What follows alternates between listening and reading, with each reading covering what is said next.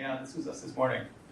I don't know how many of you were parking, but we decided to use this smart parking app that City of Boston offers, and we kept getting these network errors. So we're like, uh-oh, what do you do in this situation? And as we've all learned, sketchbooks can save the day. So we wound up leaving this little note on the dashboard of our car.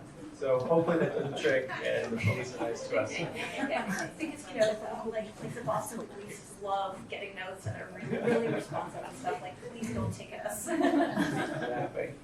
So to kick things off, we're gonna stay with that theme of maybe your phone is not your friend.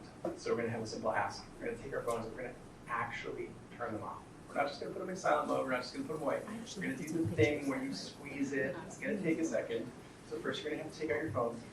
Trust me, it'll be worth it. You can do it. I know some part of you are like, the guy's doing this.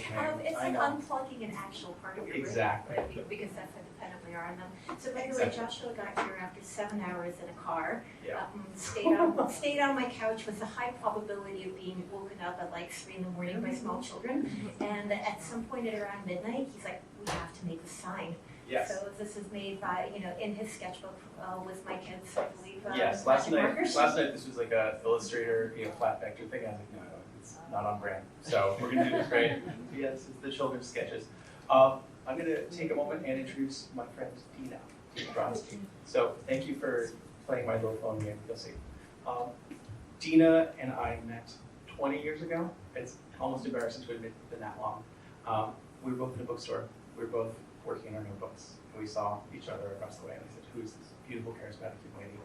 And she's like, who's this interesting weirdo with glasses? One thing led to another, we became friends. She had conveniently moved to New York shortly thereafter, and we've been friends ever since. We started this project around the beginning of the pandemic. Oh.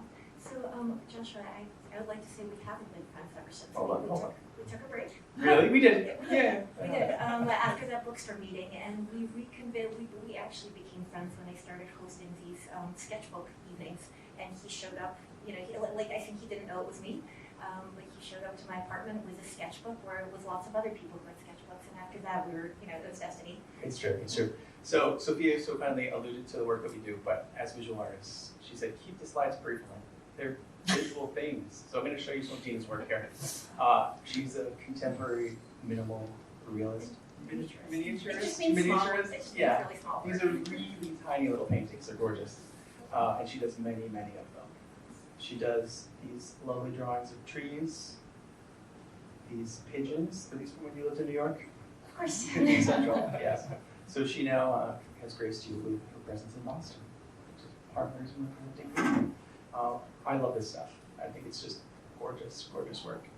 And I own 1 or 2 of them. So in addition to these lovely paintings, she also does these sketchbooks, which we're going to be presenting today. So part of the joy of turning off our phones is we actually have sketchbooks that we're going to be passing around. So grab some of these, keep them circulating. Dina's going to send some over there. So you'll notice that hers and mine are slightly different. Mine are the spiral bound ones, hers are these, intricate painted ones. They're just pieces from across our collection. I realized we should have brought photographs of the giant piles of sketchbooks. She has hers sitting across the mantle, and there's an awful lot of them. It's a beautiful thing. But Dina, you can tell them about me. All right, so this is Joshua K, and other than being kind of absolutely amazing with magic markers for the night, he's an app designer, so he actually works in tech. He's also a writer of books. Formal notices from the Bureau of Communication was actually, that was one of the first things that you brought to my place, and I was like, this is amazing, I need to stay friends with this person, right? So he writes beautiful books, he designs apps, he's really, really good at keeping houseplants alive, I've learned a lot from him in every respect, but also he's been a sketchbook keeper, a notebooker, our book is actually, it's called Sinking with Paper, and both of us have vastly different approaches to this. There's some of Josh's sketchbooks going around and some of mine. They look really, really different, but it's the same habit. Joshua, did I admit he's an entrepreneur? He's a man of many talents. He did a much better introduction of me than I did of him. Josh. Go. So tell him what's taking the papers. So Sinking with Paper, actually, I think it started off as an Instagram account maybe a year ago, when I had COVID for like 4 months and spent way too much time online looking at other people's sketchbooks. But it's also a book that me and Joshua came up with in New York that we're currently working on. It's a class that I've been teaching, but mostly it's a habit, right? Like mostly it's a habit. It doesn't require much time. And I drink my own Kool-Aid. I think so did Josh. I'm convinced that this completely changes your life.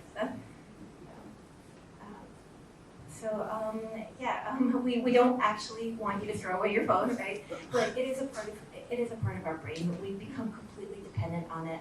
And my theory is that every time we look at a screen, it's a computer, like a television, but mostly our phones because that's what's around all the time.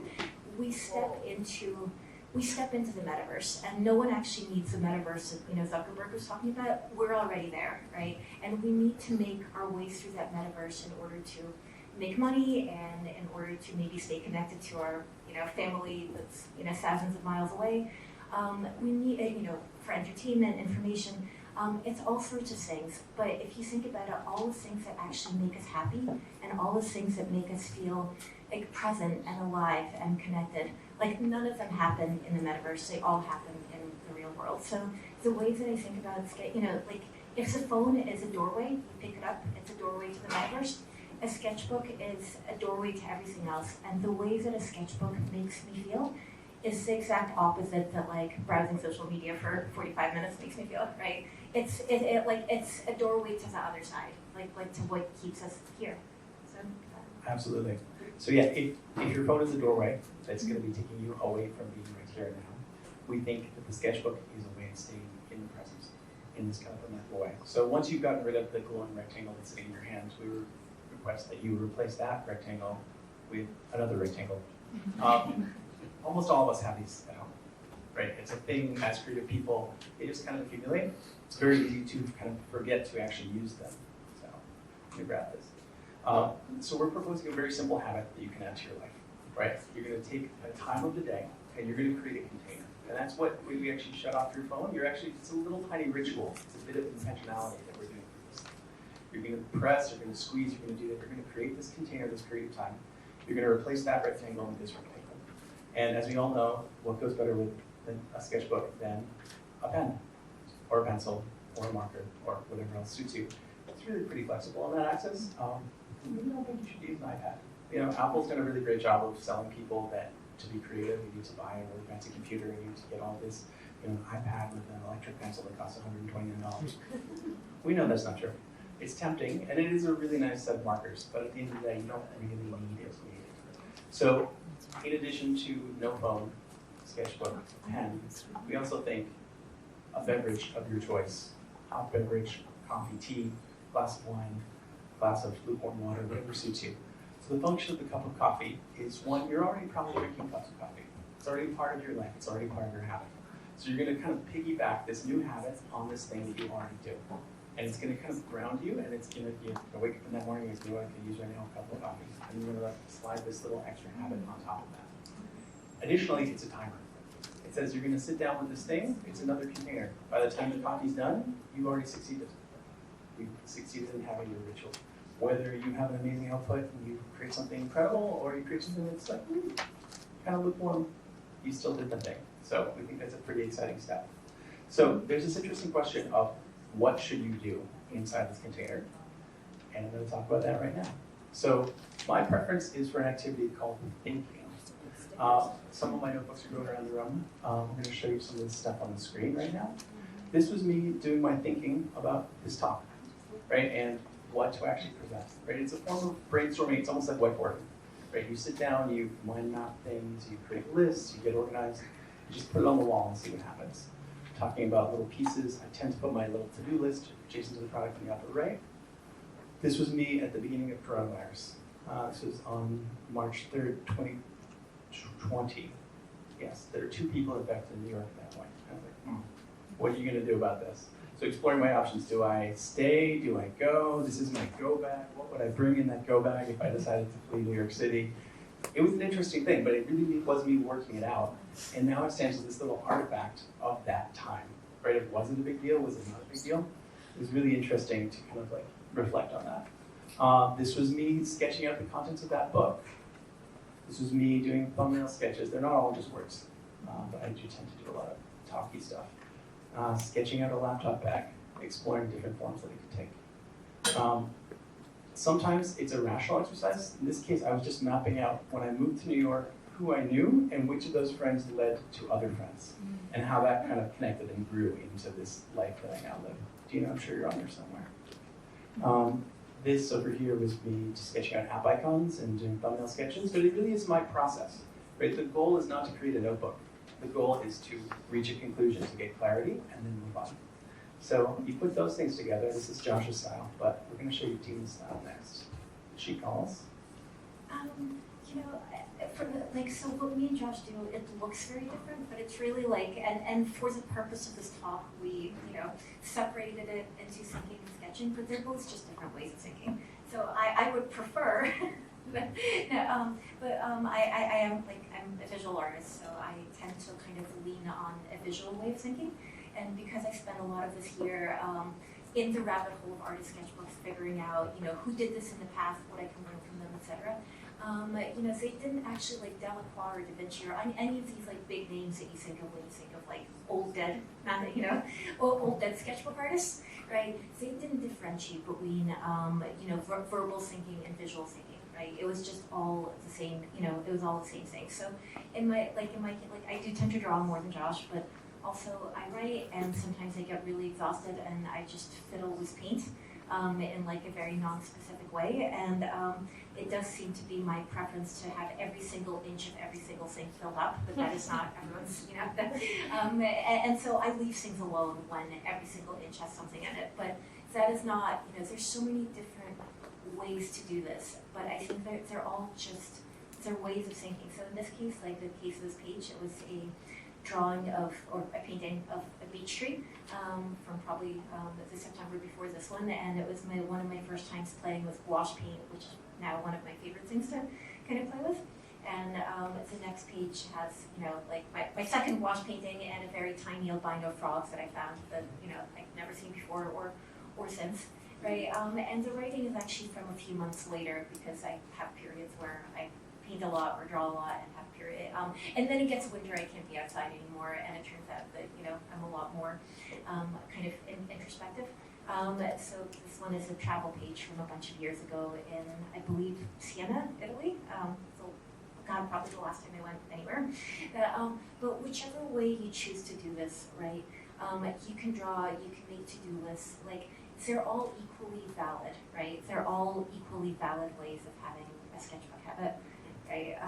So I feel like, this is not mine or Josh's. This is an artist named Paul Heaston out of Denver. So during the course of putting this book together, I also contacted all the sketchbook artists that I really liked and kind of got in touch with them about what they do, why they do what they do, etc. This is a friend of mine in New York who makes these, whose sketchbook is for making incredibly finished, highly rendered stuff, and it's beautiful. But also, when I first maybe came up with the idea of this book, I was like, people should do this, everyone should have this habit, you'll all make something beautiful. And then I think, via talking to Josh and teaching for a while, you will all make something beautiful, but that's not the point of it. And Josh calls it like a goalless activity, and I actually totally agree.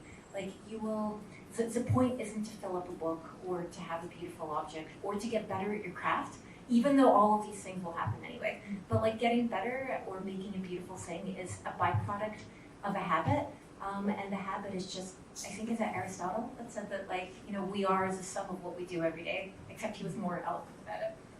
We're the sum of what we do repeatedly. And I think we do it repeatedly, and all these magical things happen. We've got a couple of sketches from the actual book here. So a big part of the book itself is showing the object, right? Not just the details, but actually showing, here's the pen the person uses, here's what their actual work looks like. And showing off basically a backstage pass into their mind, along with this interview.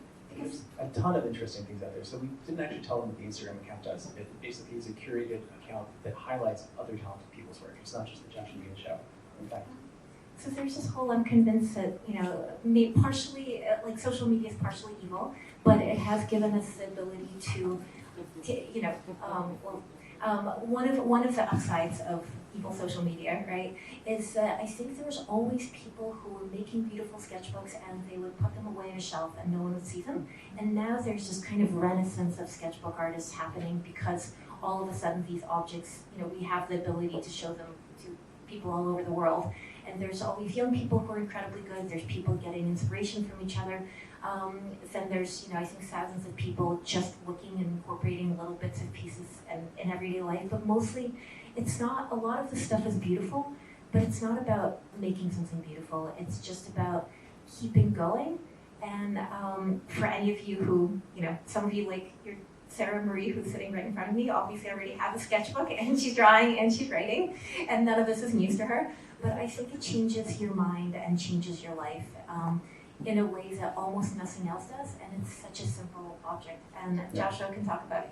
I'm going to talk about this. So when I look at Dina's sketchbooks, honestly, I'm a little intimidated. They're beautiful, and she's been doing this her entire life. And my mom also was a very talented, realistic artist, and maybe I just ran in the other direction. I said, that's not going to be the thing that I'm going to do.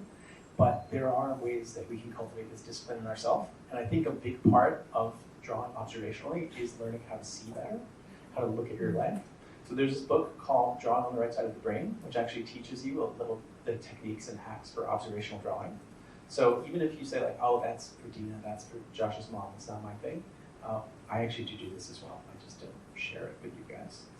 But these are some before and after shots. Like somebody who drew this way, by the end was able to draw that way. Somebody who had some decent technique, a little more confidence, was at the end of the process able to draw that way.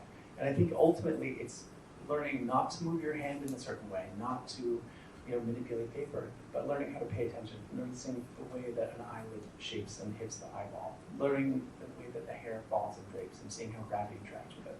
So I think a lot of this process is actually about kind of slowing down and creating the space to observe what's going on in your life. But there's many other techniques for this as well. So drawing on the right side of the brain, maybe we've heard of it, maybe not. A lot of us have heard of a technique called morning pages.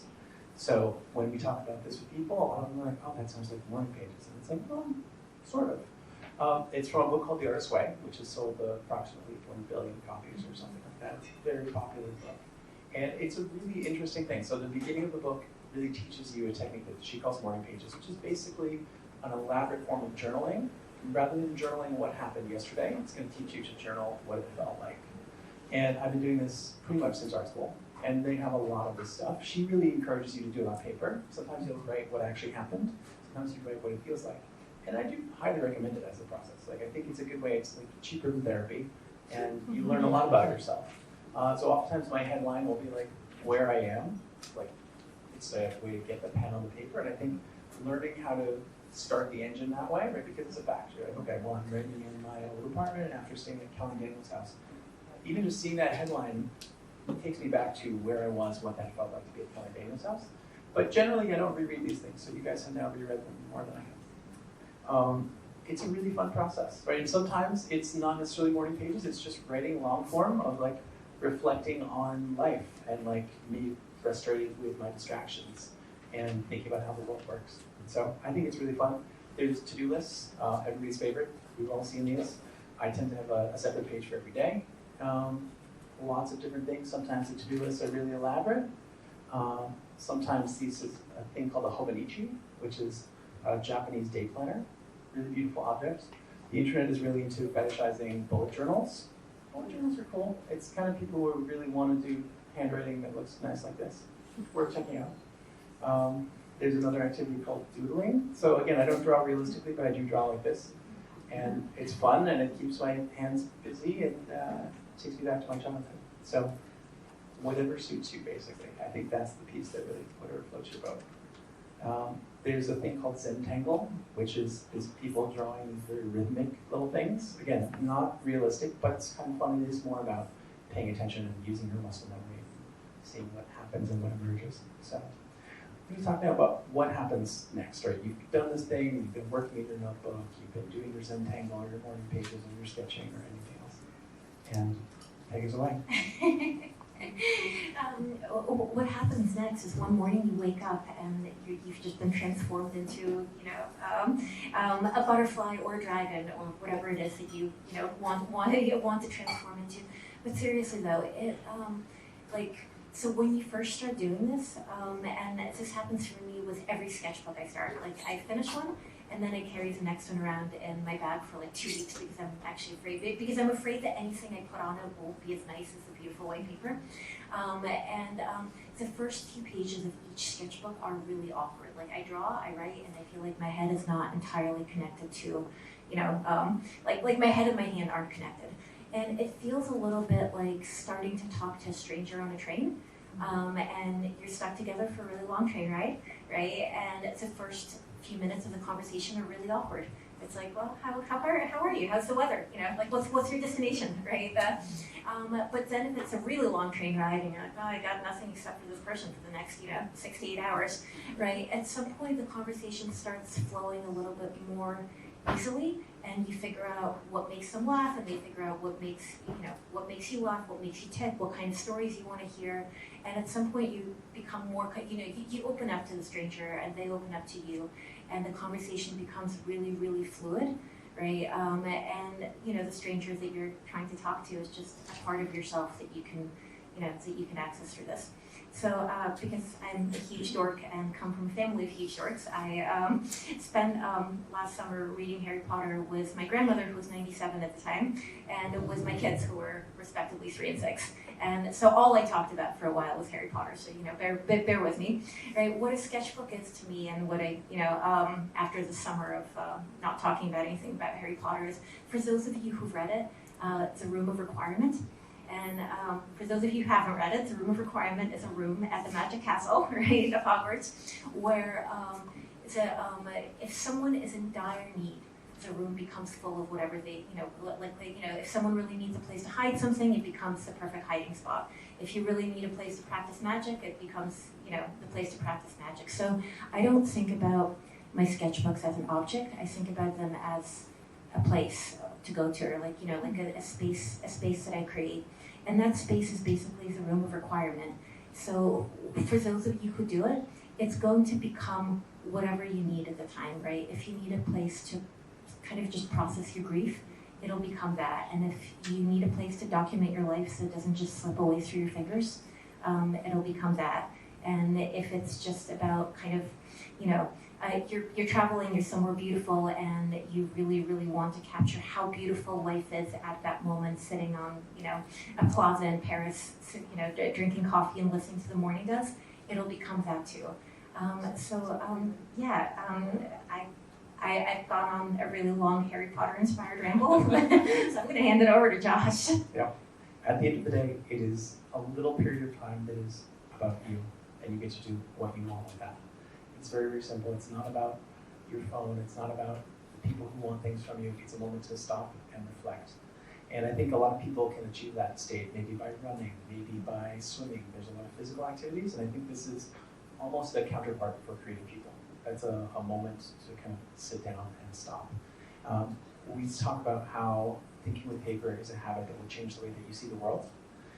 We also talk about, it was originally called reflecting on paper, like meditating. That's a terrible name. I know, but I think it's a process kind of like meditation, where you stop, you sit still, and we all know about the benefits that can bring, and at the same time how hard it can be.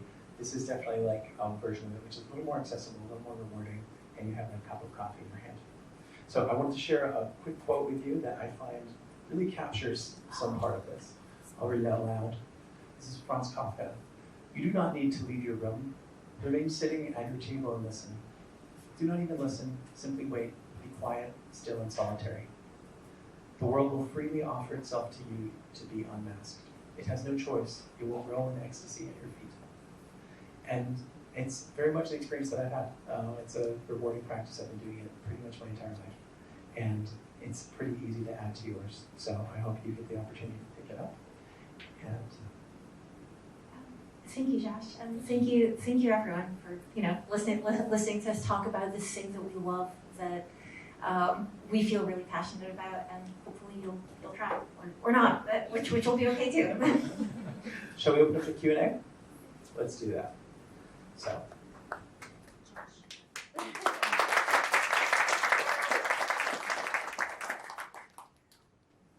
Thanks. This was really interesting because I, in my own life, I have dynamics that seem similar to your friendship with Josh. It seems like when you go to your notebook that, especially when you shared about early days of COVID, you were trying to figure stuff out.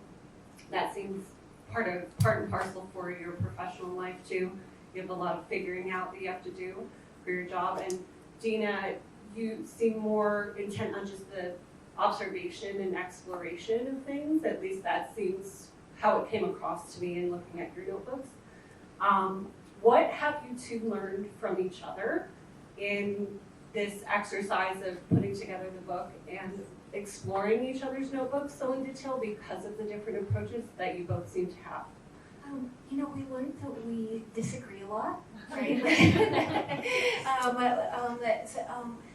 And after the initial disagreement, at least Josh, this is the way I take it, I called Josh at some point about a chapter of the book he's written. I was like, but you're completely wrong about this. Like, can we even do a book together? And the disagreement was the kind of sketchbooks that we recommend to people, like literally what it feels like in your hand. Questions? Hey, what's up?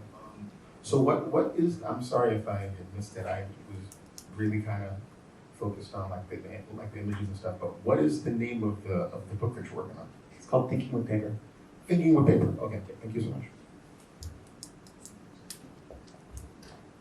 Thank you so much for your talk. I find myself not doing sketchbooks, but starting notebooks a lot. I'd love to sketch more, but not good at it yet. So kind of embarrassed maybe to show people or bring it out into the world.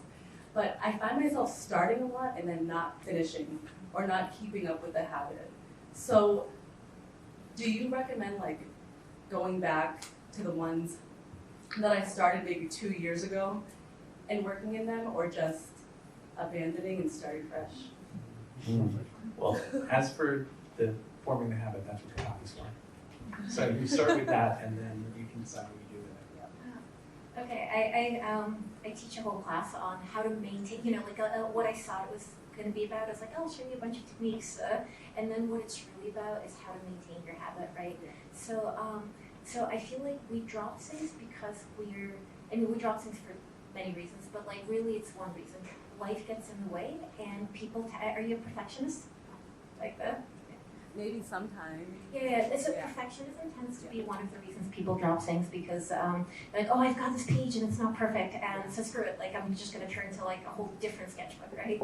So the way to deal with that is don't think about any given page as something that needs to work out or to look beautiful or finished or any certain way. Like, so for me, each page is like, maybe no drawings on it are good. Maybe there's one thing that is, right? I don't think about any drawing needing to be good or any, like any page needing to be good or beautiful. But when you finish something, it's, like we will never be unhappy about finishing a sketchbook. And we will look at that part of life for 20, 30, 80 years. And it's going to be beautiful because it's something that we lived through and it kind of captured our existence at that moment. But so don't drop things because everyone gets all of these perfect looking artists. Like if you actually look at their sketch, what they put on Instagram is like 1 page out of 10, right? And it looks really perfect. And in real life, there's pages which are just doodles, or there's pages where people are trying to work something out. But so this is where me and Josh disagree. So sorry to bring this up, right? So Josh is saying, don't be a perfectionist. Get a sketchbook that you're not precious about, right? And I'm saying, get a sketchbook that you love. Like get something in order, so you're kind of dating sketchbooks, right? Like you're non-monogamous, so you're like, let me try this one and that one, right? Pick one that you can fall in love with, it feels good in your hand. And it doesn't have to be the most expensive one, the fanciest one, but to use another Harry Potter analogy, and this is the last one, right? But when they're choosing wands, you feel like at some point the wand almost sparks in their hand, right? Get a sketchbook that you love, and once you finish one, you'll have no problem. Just be monogamous for that time being, and don't think about it as something where anything needs to look a certain way. But you'll, like, once he gets through that one, you could go back to one of the ones he had, or you can get a new one. But I think you have to love it in order to want to carry it around. Like, in order to finish it, it has to be something that you love. Huh? Well, So- open Go ahead. Did you want to add anything, Josh? No. Do you guys have a set time and a place that you set aside, and do you do it every day? I do have a little spot.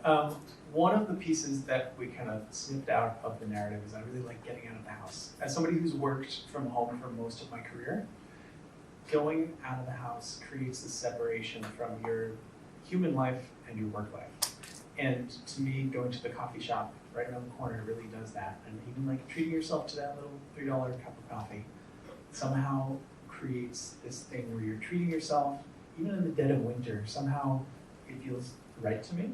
And I think by creating that container, and in that case, leaving the phone at home, there's nothing to do. All you have is yourself. You can look at the other people in the cafe, but I think it's another part of forming that habit is if you have nothing else that you can escape to, your brain will prefer playing with a notebook to just staring into the sky. So to me, that's a really an easy trick. Josh, where are you getting $3 cups of coffee? I always get the cheapest cup of coffee that they have. And then, you just have to kind of like charm them. And when you become a regular, they give you deals. You make a good point, though. All right, last question. Thank you both. Both of the sketchbooks are beautiful. Very different, totally different look and feel. One question more for Josh. I'm curious, you wrote about this mind map, and that was actually, to be truth told, I looked at that on Instagram, and I'd drawn something similar about when you had moved to New York. Yeah. Just curious, this is less about sketching and just how you use tools like that. I'm just curious if you've taken that to the next level, because I think there's a lot of power in listing and mapping, mind mapping, and any other comments that you have about that and the power of it, and where you think if there's more potential there that you're not showing, or there's more behind that you can talk about. Absolutely. So I've actually given this as a talk before as well. If you Google my name and Medium or Josh blog post, this comes up. So it was an exercise that I did, full disclosure, like I was in a bad state. I was feeling really disappointed with the choice that I made 7 years ago, which was perhaps a more financially conservative choice, right? I'd like go to California, take a really good job out there. That would have worked really well. And my friends who did that, it was really good. And I was like, I was feeling kind of crummy about it. So I made this little timeline of, 7 years ago, what's happened in the past 7 years? All the good things, all the interesting things, all the moments, the friends that I met. And I was realizing, wow, there's a lot that's happened in 7 years. And it helped me not feel so bad about making that choice and deciding to stay on the East Coast. At the same time, I realized the most notable pieces were the people that I had met along the way. And I was like, I met this person, this happened, I went on this adventure. And then that very naturally led to this exercise, right, of the life that I had built and how it was this kind of branching fractal tree. And all of a sudden it just made me realize how rich my life was and also how chaotic it was, and how when you leave the house you don't know what's gonna happen. So I really find it a rewarding exercise to stop, reflect, look backwards, and then find those kind of insights and glean this better understanding of how your life actually works, rather than I should have made a financial decision. So it changed the way I thought, and it changed the way that I make choices right now. So to me, it's a really rewarding activity, and highly recommend taking the time and reflecting on whatever it is that's perhaps chewing at you, or your thought patterns are looping. Try something that kind of puts it on paper, gets it out of your head. Just like therapy, right? By having to squeeze your abstract thoughts into hard and crispy words, it suddenly makes it more real. And I think similarly, putting it on paper just makes it more human and more grounded. So, recommend it. And like I said, check out the thing. I think it's called What I Learned from Mapping 10 Years of Friendship. So, thank you. All right, everyone, let's give one last really warm thanks for